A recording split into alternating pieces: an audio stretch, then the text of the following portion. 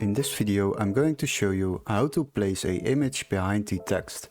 So what we need to do, we need to create a new document.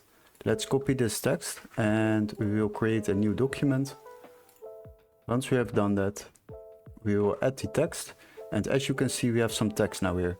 The next step is to insert an image. You can do that by going to Insert, Image, Upload from Computer, and once you are there you can select an image. Let's say we would like to use this image.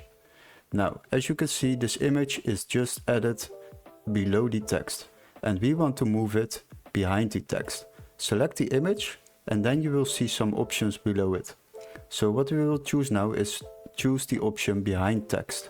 Once you have done that, you can move it below the text, and as you can see, this image is now behind the text. What you also can do is, if you type now here, select the move with text. So if the text moves downwards, then the image moves with it. But you also have different options like fixed position or position options. But for now we will leave it like this, and this is how you place an image behind the text in Google Docs.